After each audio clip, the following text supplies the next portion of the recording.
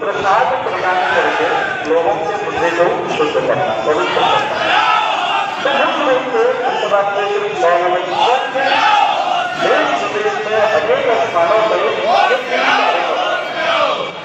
परिणाम संकीर्तन के माध्यम से लोगों को नहीं चलेगी, आपके नाम पे कट्टरपंथी नहीं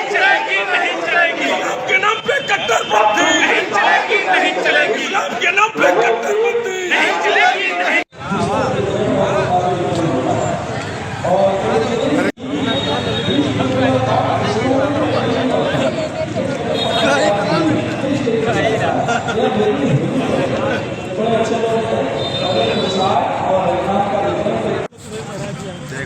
आप लोग थोड़ा सा अपने स्थान पर खड़े हो जाए। आप सभी महाराज जी का आगमन हो चुका है,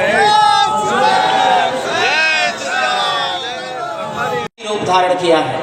वैसे तो हमें विश्व गुरु की दृष्टि से देखा जाता है। पूरी दुनिया जब भी संकट में आती है हमारे तरफ उम्मीद लगाकर देखती है, और केवल उम्मीद लगाकर।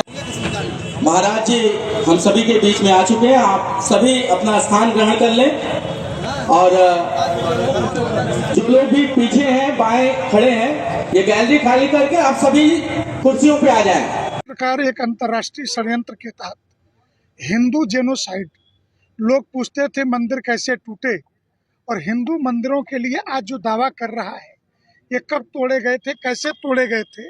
तो जिन पीढ़ियों ने नहीं देखा, जिन्हें उत्तर नहीं प्राप्त, वो आज बांग्लादेश में जो कुछ हो रहा है और 90 के दशक में जो कुछ भारत के जम्मू कश्मीर के अंदर हुआ, इन दोनों से इस प्रश्नों का उत्तर मिल जाएगा।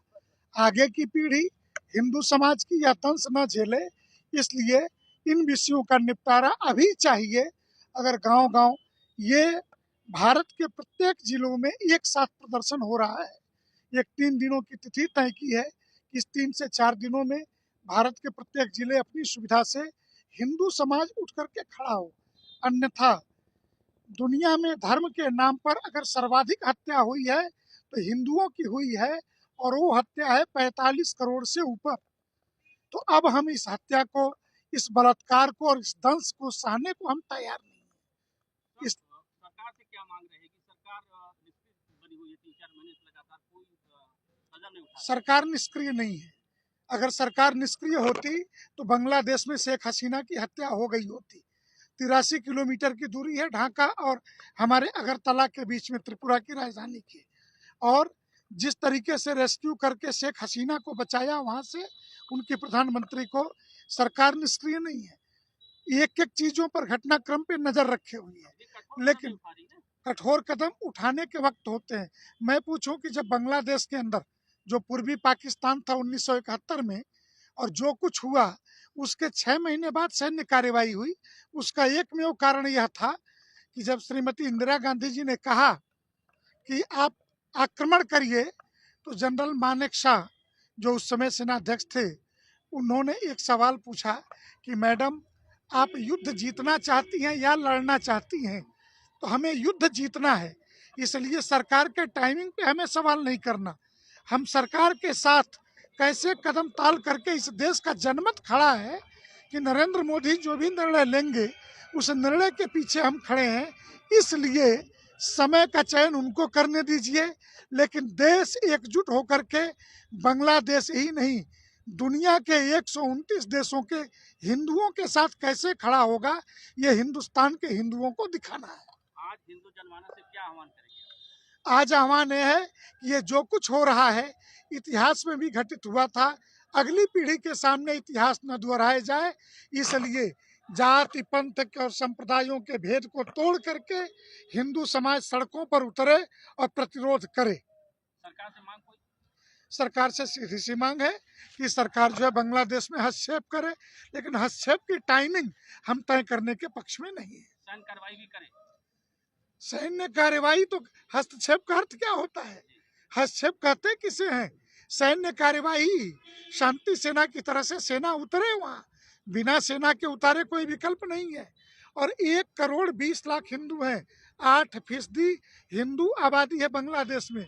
अगर 55 लाख की आबादी इजराइल के यहूदियों के लिए एक देश बनाया जा सकता है, तो 1,20,00,000 हिंदुओं के लिए बांग्लादेश का जो चटगांव वाला हिस्सा है, जिसमें हमारे 2 शक्तिपीठ हैं, ढाकेश्वरी देवी समेत, वो पूरा हिस्सा काट करके एक स्वतंत्र हिंदू राष्ट्र क्यों नहीं बन सकता है, ये तय करना है और सरकार उसमें वहाँ के हिंदुओं की मदद करे।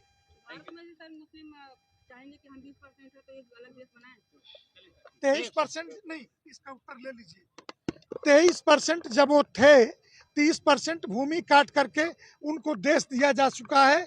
वो हिंदुओं के और हिंदुस्तान के रहमो करम पर जी रहे हैं। अगर उन्हें अलग देश चाहिए तो पुनः पाकिस्तान प्रस्थान करने के लिए वो स्वतंत्र हैं, उनकी जमीन वहाँ दी गई है, वो जा सकते हैं। संभल में भी इस तरह की घटना हुई थी, उससे क्या कहेंगे? संभल की घटना शुद्ध रूप से मुसलमानों की गुंडागर्दी है, और इस गुंडागर्दी में पुलिस प्रशासन मरने के लिए नहीं है। इनकी गुंडागर्दी, न्यायालय ने आदेश दिया सर्वे करो, और न्यायालय के आदेश का पुलिस पालन कराने गई। ये रातों रात ईंट पत्थर आए कहाँ से, किसी ने पूछा क्या? और ईंट पत्थर चलाने वाले को जिन राजनीतिक दलों ने प्रश्रय देके 5-5 लाख रुपए दे रहे, उन गुंडों से पूछा जाना चाहिए कि वो राजनीतिक दल चला रहे हैं या गुंडों का समूह चला रहे हैं।